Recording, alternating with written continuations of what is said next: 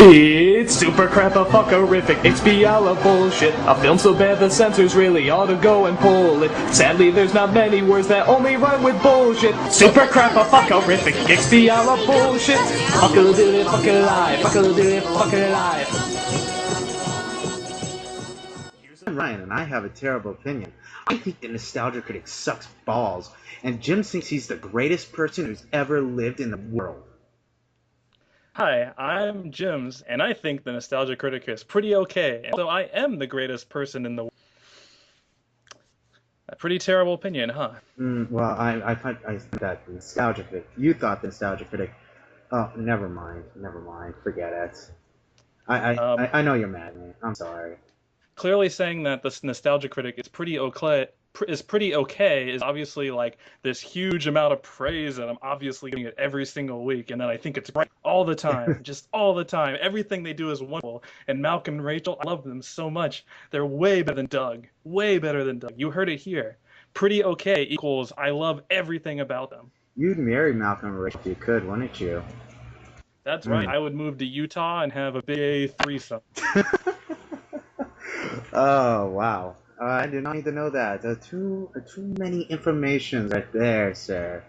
But okay, for anybody listening at home who doesn't know what the hell we're talking about, basically there was this big snafu on forums where Ryan went around everywhere between the thread and then on the podcast that StarTug runs, and seemed to come to this conclusion that I am this horrible, horrible Nostalgia Critic fanboy and that I love it and I think everything about it is great. When the weird thing about it is that me and Ryan have had several AIM conversations where I've made it completely clear that I find his new series very hit or miss, and that I think the show is still worth watching, but is not as good as it was anymore. And for someone like Ryan, who hates everything about Nostalgia Critic, this comes off as effusive praise. Don't ask me, I can't get into Ryan's head, but this is a conclusion he came to. So this is me clearing the air, saying right now that no, I am not a Nostalgia Critic blonde fanboy. Well, there. That said, you have to admit, that is pretty high praise when you compare it to the Nostalgia Critic thread on NHC. Yeah, I know. That is how low the discourse in that thread has gone. By me giving it an average review and saying it's watchable, that's suddenly me being a horrible fanboy. That's saying something. I have to admit, the discourse in that thread, I mean, it's getting pretty close to, in the Simpsons section, we've had people make death threats towards Al Jean. I know, how dare he keep earning a paycheck? And they're getting pretty close to getting death threats to Rachel. Oh yeah, I think right now they're in the stage of saying that they would kill themselves instead of Rachel. But probably in a couple weeks or so, it will be about killing Rachel. It probably will be. We must save the Nostalgia Critic show. The only way is if we murder Rachel Teets. We'll get away with it, I'm sure. Yeah. I think the moral of the story is this is why Ryan isn't allowed to moderate a thread by himself, because we have clearly seen what happens when I stop reading thread. Yes, I've allowed Hey, no, it wasn't just me. My mic dropped, I'm sorry. It wasn't just me. I know where this is going. You're going to throw Steve under this. He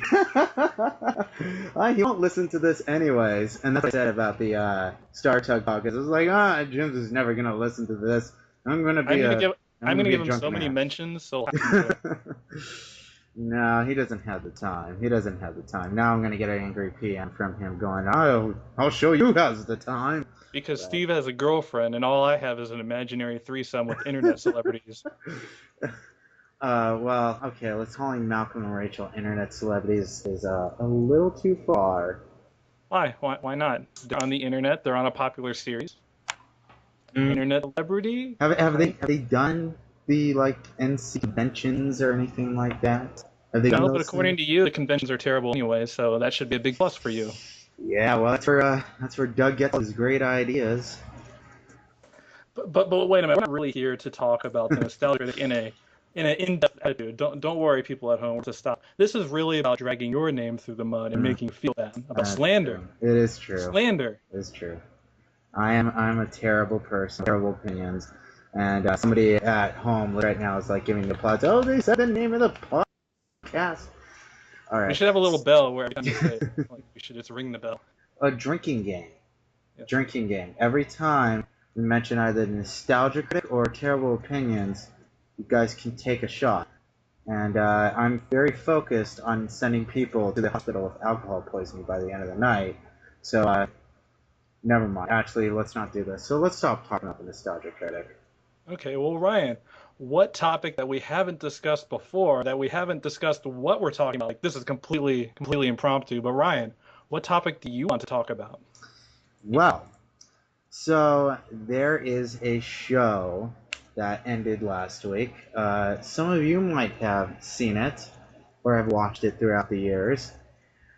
Unfortunately, some people are still wanting to see it on the air. I won't name those individuals over at some different forum, but I think this series is personally has run its course.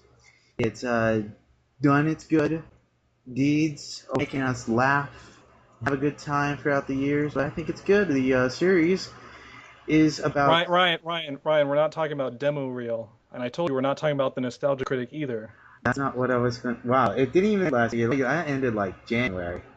Demo reel. Okay, stop dissecting my horrible jokes. Just tell us what you're talking about. Okay, so we are talking about the Comedy Central series Futurama, originally a Fox series. It is Matt Groening's follow-up to The Simpsons. It debuted in 1999. It was about Philip J. Fry, who was frozen. He emerged 1,000 years later into the future, and him and his wacky alien friends have crazy adventures together. And most of you are on the internet right now, so I'm assuming you've seen this, making this summary totally redundant. Your thoughts? Now, to be fair, none of his friends are actually aliens because he is not technically friends with Zoidberg. Ah, that's true. And also, yeah, what the hell? Everybody already knows about Futurama. So, like when I say set the stage, I don't mean go back all the way to frickin' 1999. I actually have a problem. Some of his friends are actually aliens. Amy is technically an alien. She was born on Mars. Well, I stand corrected. How embarrassing. Yes, exactly. So, anyways, it ended last week with an episode called Meanwhile. Futurama spoilers here for those who have not watched the rest of season 7. And let's go from here. The episode was about the professor invents a 10-second button that makes you go 10 seconds to the past, but it takes 10 seconds to recharge, so you can't keep going back. You could be proverbially stuck in those 10 seconds forever. Fry and Leela are getting engaged, and hijinks ensue, and there's a really sappy ending. Your thoughts on the finale, James? I thought it was very good. I thought it was good. I thought it was very 4 out of 5, to borrow what I said in the thread. I thought it was excellent. I thought it was a very good way to finish the series. There was a lot of stuff in it that reminded me that this is modern Futurama. It's not necessarily like the cream of the crop. Yeah. But it was. I thought it was a very good series finale for what it was. Like, it's funny. Like when although I do think the episode is better than Overclockwise. One thing I think that it was missing, the episode, it kind of was like too focused on being a finale at points. The great thing about Overclockwise and Devil's Hands, so Overclockwise definitely had its faults. They were more focused on being a great episode of Futurama first and a series finale second. You would definitely agree with that about Devil's Hands, correct? Yeah. Although there's a lot of stuff in Devil's Hands that are very, very series finale-ish, like how they cram all those secondary characters into the story somehow. Oh, definitely. But they do it in a way that it's not forced or anything. Meanwhile, it has some fun. Like, the whole thing where they go back to Luna Park is so fantasy. Though it works, it's like you begin it and like they have the orchestra playing and it's clear. It's like, this is a finale. You know, begin crying right immediately because this is the last time you're ever going to see these characters. Whereas like Devil's Hands and Clockwise, they both begin with very punchy, jokey openings, and it doesn't feel like trying too hard or something like that. That and the characterization of Fry, and all the characters are pretty on point, and the characterization of Fry here is just a tad too just depressing. Well, let's talk about the characterization a little later, but I kind of disagree with your point about it feeling very series finale-ish because I feel like the lunar park thing is I don't think is necessarily a very fair argument because Futurama, especially lately, has been very fan servicey and like really relishes in just rolling around in comebacks Okay. basically, or rolling around in callbacks basically.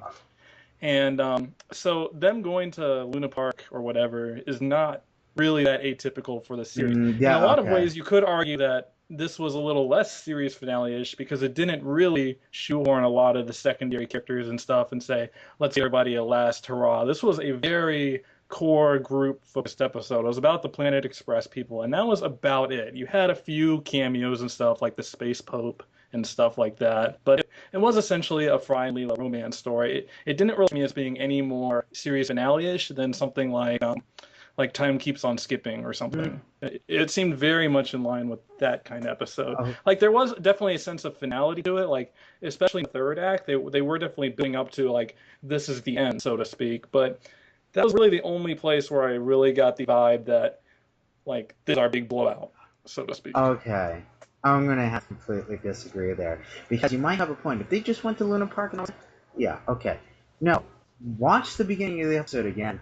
The Planet Express trip flies over the moon, and they have this big, spacey sci-fi orchestra playing that's that sets like a very big cosmic finale vibe, and then they land, and the ship's door opens up, and Fry and Bender comes hopping out, and Fry and Leela come out. They're holding hands, and Fry goes, "Remember this place, Leela?" And Leela makes a joke. He's like, "No, but this is the very first place we made a delivery at, huh?" And it's like the writers are nudging together. Oh, we're aware. This is the end. We're bringing it all back together. Oh, And so then they're they make that bookending, they make that delivery joke. Oh, we used to try that, and they throw it in, and they make like a big, huge, like weird either joke or just like fan servicey comment right there at the beginning. And then in the third act, you would say, but they didn't have secondary characters. Oh no! Watch the third act again because there's several scenes of Brian Leela walking through New York. But don't all do these anything. but they don't. But they still appear. Wild Green Yonder, remember? They just show that shot of all the secondary characters. They still appear, and that's what makes the other finales work a little better because the secondary characters actually show up. They actually do something, but the writers were very, very concerned on making sure that the characters, the Planet Express characters, they each kind of had their moment, but this was specifically about Fry and Leela, and that's exactly what they thought that the fans wanted to see out of their finale. That's what they thought it was, and I'd rather have a finale like Devil's Hands. I think though, just using it as a background, it doesn't really say very much because Futurama is very into their montages where they go to a lot of different places and show a lot of the places we've actually been in the past. Maybe not to the degree of this one, which is why I'd say it did have a season finale-ish vibe to it. No. But I think like in the Devil's Hands, the characters in the background actually did things. They actually said things on camera. You kind of got to say, "Hey, look, it's Calculon one more time," and that's it. Exactly. Hey, look, it's the little kid with the crutch one more time with the paper. You kind of gave them all something to do. Whereas this episode, it was just more like a montage, and there were just more like set pieces of this is kind of nice to look at, but it isn't really that out of place for Futurama to call back a lot. So I don't know. We're kind of arguing probably the most nitpicky point. Yeah, of the whole it thing. is. But I think calling this one like that they were really setting up as a series finale is just like we all know it's a series finale, so I think that's clouding your viewpoint of it, where everything suddenly seems like it's a series finale because you know it's a series finale. Okay, let me counteract my point. The thing is that there's two different types of series finales. Devil's Hand seems like a very celebratory series finale. Do you agree with that? Yes, whereas this one was a very sad series finale. And it's a sappy one. This is like the Full House, it's like ABC sitcom series finale where they spend most of the episode almost moping at times. It has a very mopey vibe to it all. Well, and that's just the story. They want you to make you feel sad instead of celebratory, and then a little sad at the end. This one just felt a little sad throughout the entire thing. And that's what kind of rubbed me the wrong way about it, because I like where Futurama tries to cheer you up a little. You feel a little emotional towards the end, but they still cheered you up, and I feel like it had any of those moments. There was some really cool time travel stuff. It didn't really have a fun, zany, cheerful vibe through most of it. I would say it's a little melancholy. I wouldn't say that Act 3 is necessarily as melancholy because I think they were, even though they're frozen in time, they are kind of going for something uplifting in a way, in a messed up sort of way. Yeah. But I agree, it's a little more melancholy than some other episodes. But Futurama's never been a series that has shied away from the melancholy. Some of their best episodes, in fact, I would characterize as melancholy. So I don't know why I leaned into the microphone just now when I said that. But I felt like necessary. But what episodes do you think are consistently, let's just use the word again, consistently melancholy as much as this? Like, the entire episode. I'm not talking about just the ending. I'm like, the entire episode. No, I would just... Sting. No. Nope. The Sting. No. It is like the most melancholy crap on the planet. Are you kidding me? No, actually, I love that episode. Are you kidding me? They have an entire musical number, Don't Worry, Be Happy. Yeah, and it's totally messed up. Like, they're all exploding and stuff. It's like one of the most horrifyingly messed up renditions of Don't Worry, Be Happy I've ever seen in my life. And so the mood wasn't depressing all the time. It's mood whiplash is what that is. But the ending, I think, of the Sting, kind of celebrates that song, but they don't really truly achieve towards that. The rest of the entire thing is more like mounting insanity, which you're not sure what's going on, but they still have a general zany, comical vibe to the entire thing. You're so right, Ryan. An episode about Leela, Morning Fry, for 22 minutes is not melancholy at all. She's not only Morning Fry, she's also going crazy and not sure what's going on. And like You're right, that's totally uplifting. Totally uplifting. I never said it was not uplifting. I don't think it's depressing the entire episode. Fry tries to kill himself. I'm not really sure what to say. In the episode. Okay, well, we're kind of going off point here, but yeah, the general point is I agree that it's melancholy, but I don't think that necessarily says anything about the series finale. That just means that the show is feeling bad. Mm-hmm. Or that's what just the tone they want to go for. And after, maybe after 7 seasons, like maybe it is time to mourn Futurama a little bit. I don't know. I did a whole music video designed to mourn the loss of Futurama. So maybe that's what we're in the mood for. Mm-hmm. Maybe. I don't know. Man, I'm really getting animated over this. I think the real reason why everything comes off as melancholy is probably because of the characterization issue, which you did bring up before, and I definitely agree with you on that one, in that they did write Fry very, very melancholy. Like the way I describe it is they wrote him very emo, in a way, to use a 2005 internet term. He jumped off a building because Leela was a half hour late. Yeah, it's like, Fry, if you just listen to like My Chemical Romance for an hour before this episode even started, because it's very like, Leela's a half hour late. I must throw myself off the edge building because he couldn't even contact her. Yeah. He's in the year 3000. I'm sure they have cell phone technology still then. So he couldn't even call her. It's like the most sitcom-y premise ever. Like as if it was back in the 1980s. Yeah, and obviously they did it that way because they need to get Fry falling off that building somehow. But the way they actually get there is a bit like, you can kind of see the writers pulling the strings a little bit, just trying to push Fry off that building, and you don't completely buy it, especially when he sees Leela explode into space earlier, and he doesn't want to kill himself then, Mm-hmm. but then she's a half hour late after the proposal, and now suddenly he's hurling himself off of tall buildings. Yeah, it's a little weird, is what I'm gonna say. And the thing is, Ken Keeler wrote it, and it drips with him incredibly.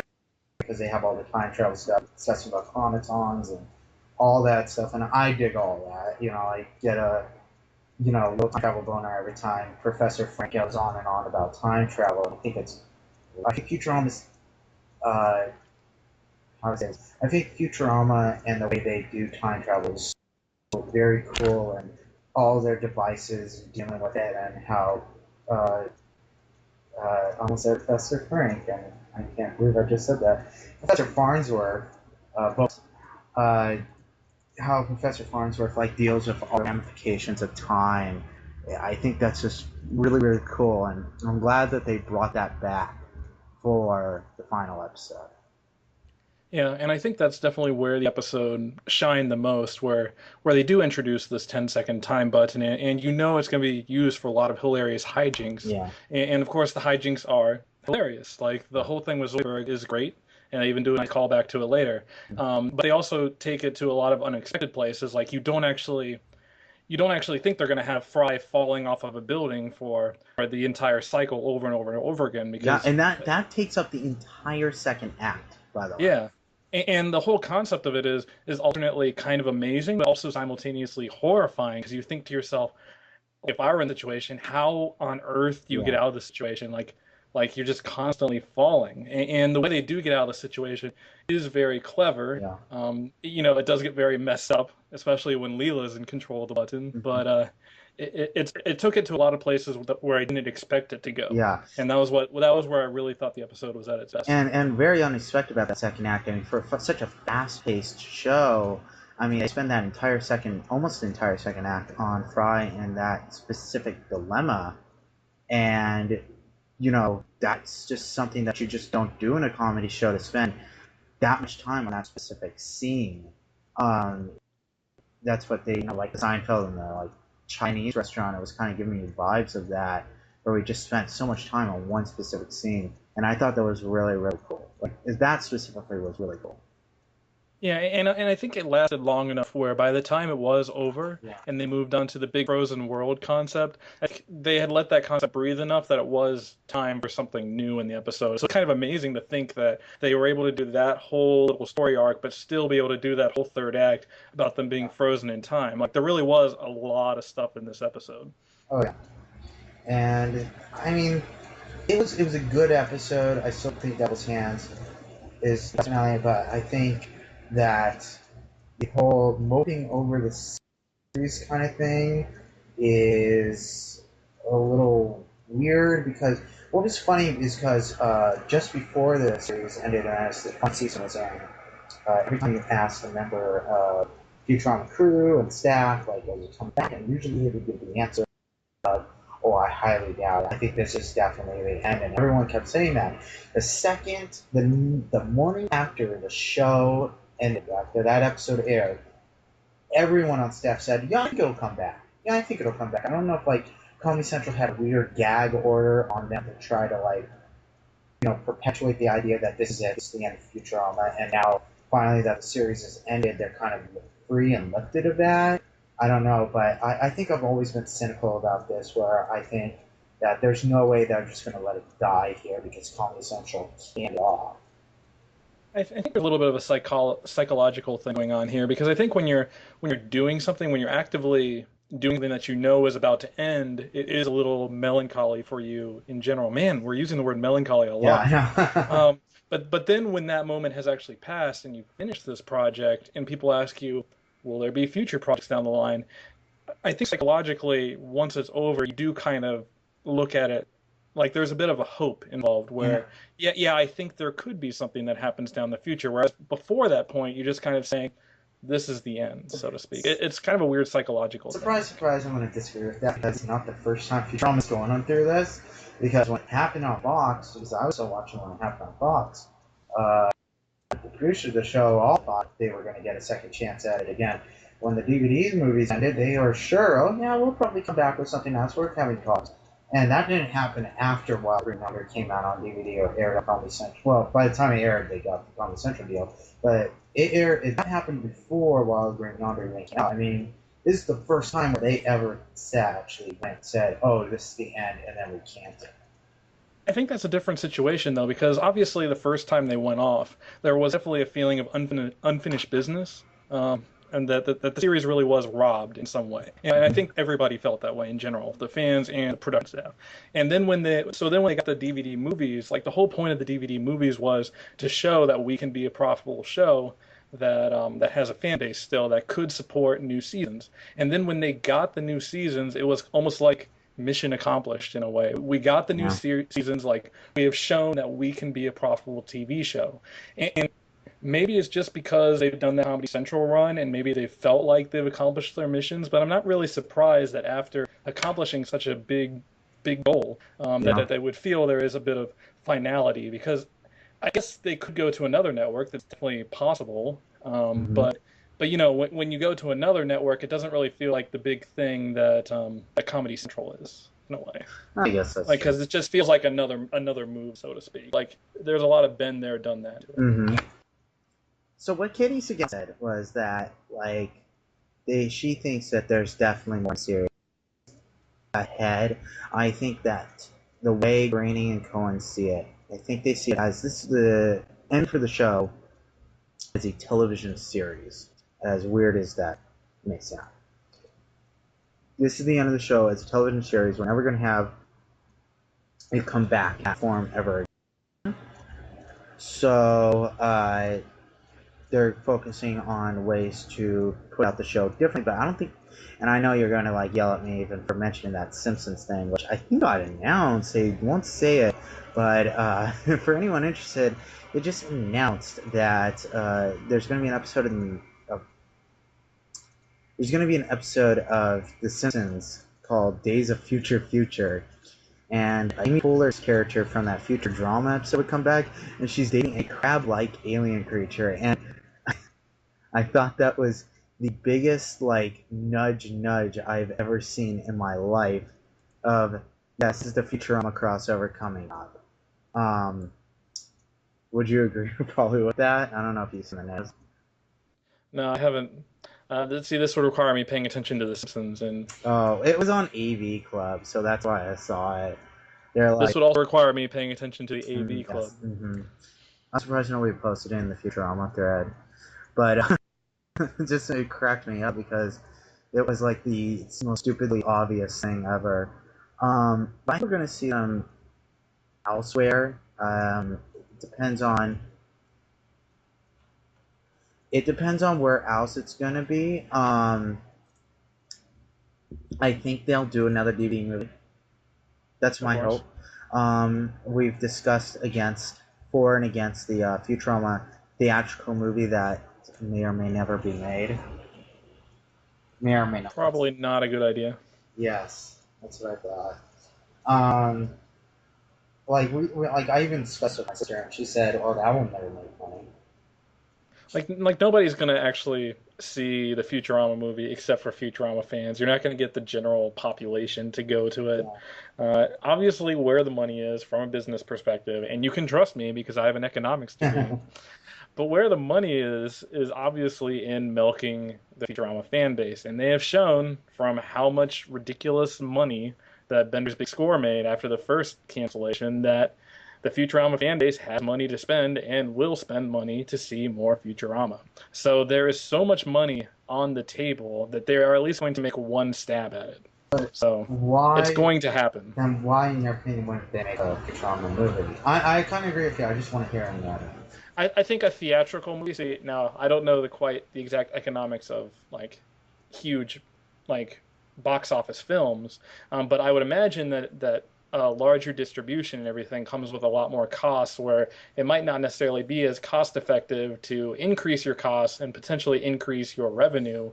I don't think the actual increase in revenue is enough to justify increasing your budget by that much, unless of course they're going to go like the Hey Arnold the movie route and make a really cheap movie and try to pass that off as a theatrical. Well, that was really like it was a TV movie, and like Nickelodeon like threw I think about like $1 million to slightly spruce up the look of the movie, and then spent like another $1 million for marketing and thought, it's good enough, just put it out there. And like the creator of the show was so pissed because he had a deal for the theatrical movie, and it was going to be an entirely different thing. Like Nickelodeon basically used it on that, and he got screwed over for his original idea for the theatrical movie. So he's like really pissed off about that. I thought it was one of the best like corporate screw you stories ever. Yeah, and so they're probably not going to go that route just because they've seen like there's already a template in place where they know what makes money. So they're obviously just going to churn out some, I'm not going to call them cheap movies because obviously the writers are going to put a lot of effort into it and animation's going to look great, but cheap in terms of the actual economics of the thing. They're going to churn out a bunch of DVD movies, maybe just one, maybe they'll do a few, and then just milk some money out of the fan base. They know the money's there, they're just going to take it. And the fan base won't mind because we love Futurama. And I'll agree with you there. Here's why. When they make a theatrical movie, it not only has to appeal to fans, but it has to appeal to the general public because uh, they need this to be big because the amount of money that is spent on this stuff, worldwide distribution costs, they have to spend money on marketing. They also have to spend the money to actually make the film look good for theatrical purposes and to make it kind of worthy. This has to be so much more. And we saw the problem with like the Simpsons movie, where they focus tested this thing like a billion times, and like there was, I would think that the Simpsons movie, because of that, it was pretty watered down. There was a lot more slapstick than there seems like it should have been. Yeah. Because it was focus tested from hell. I think the Futurama theatrical movie is a good idea if in a world where money was no object. If we lived in a world where Fox was like ruler of the world and they could just make anything they wanted, and Matt Groening was like, "Can we have a Futurama movie? Sure, have all the money you need, put it out and make people happy." But I think, let them have creative control for the audience they're marketing to. Exactly. But for a world where we live in capitalism, right, box office works, it's just not feasible. However, a box office, a DVD movie, well, you have to ship out the DVDs, do some marketing, and that's it. Go to Comic-Con. Yeah. Actually, that's the best thing you've said in this whole podcast. That really, in a lot of ways, fans of Futurama should not want a theatrical movie because it is inevitably not going to be the movie that Futurama fans want. Yeah. And what Futurama fans should want is a DVD movie made for them. Say, here you are, Futurama fans. We have made this just for you. Because, I'm a Futurama fan, and even I'll say this: if Futurama fans are anything, they love what's the way to say this? They love it when Futurama caters specifically to them. Oh, yeah. They want a very specific thing, and that's all they want. And I feel exactly the same way. I don't want Spider-Pig in Futurama. Oh, well, that's a discussion for another time. Yeah, Spider-Pig is probably the best example of the worldwide appeal factor in the Simpsons movie, I think. Oh yeah. But definitely the other thing is we're going to eventually see Futurama in the future. It won't be an animation. I guarantee you, years and years on, they'll probably make a live action version of it, and I'll put it in theaters. And that would be strange. About it, and I'll be like 50, and I'll be with my kids, and I'll be like, I remember when I used to watch this show, and it was animated. And all the way the geezers are watching these Star Trek movies, and they're like, I remember when this starred William Shatner, that Chris Pine guy, No, they're not going to do a live action. They're going to do a CG movie made by like Fox Animation or something. No, actually, I think that would be actually worse. Yeah, I know, what would you prefer? The blue sky wacky version of it that appeals to children, or the crass Flintstones-esque live-action version that at least has some semi-cool effects and set design? This is yet another reason why Futurama fans should not want a theatrical movie in any fantastical way. I'm telling you, it's gonna happen. There's gonna be that point where there's 90s nostalgia. Not even more than now. When we reach, because in the 90s there was a 60s nostalgia, the baby boomer nostalgia, and then we're gonna reach to a height where we're getting if The Simpsons was canceled long ago, we would have definitely gotten a Simpsons live action. Would have gotten in the Futurama, they kept canceled and they built up. I think we got a Futurama live action movie. It just works that way. Unfortunately, how sad it is. Yeah, I'm glad this isn't a timeline that we live in. You don't want to see everybody thinks I'm glad there isn't a nostalgia critic episode of the live action to make this podcast go full circle. Some person on Reddit wanted Professor Farnsworth replayed by Jim Carrey, and people just simultaneously said the thought. But I'm surprised we never saw the professor's eyes in the whole series. If we did, I know that's completely random and off topic, but I just thought about that. We never saw his eyes. Did you ever see it in a flashback or anything like that? What? Flashback or anything like that? Do we ever see his eyes? No, they're always behind the glasses. Oh, that's the one mystery that. So maybe they'll show up in like future DVD movie, like Matt Groening and David X. Cohen, like be on a commentary. It's like this is the one thing, for some reason we had all this time to get to it, but this is the one thing we planned from the beginning, and we never got to. I hope it doesn't become a thing like the little red-headed girl in Charlie Brown, where they don't show her, and then like some other asshole takes over the thing and makes cartoons, and then like Charles Schultz was mad when she was in the cartoons and said that doesn't count or whatever. Like I don't want there to be a situation where Matt Groening is publicly complaining that they showed the professor's eyes. Yeah, he was really. I remember Charles Schultz getting really pissed and like temporarily refusing to let Peanuts cartoons be made when they made a special where Charlie Brown gets a kiss from the redheaded girl. He was like, "Are you freaking kidding me? Wow, really?" Way to totally delineate totally delete all of the messages I was putting into this little comic strip series. But that's another discussion for another time. Comic strips. We got to talk about that sometime. Debate the merits of Garfield. I don't know anything about comic strips. I've never read them before. So anyways, let's pause. Wow, what a great transition because the joke is funny. Like, let's explain the joke here. The joke is funny because my avatar has been several different comic characters, except for now when I have switched my avatar to being Rocco from Rocco's Modern Life. And what a great segue. And we're going to discuss Rocco's Modern Life just right after this little pause and break.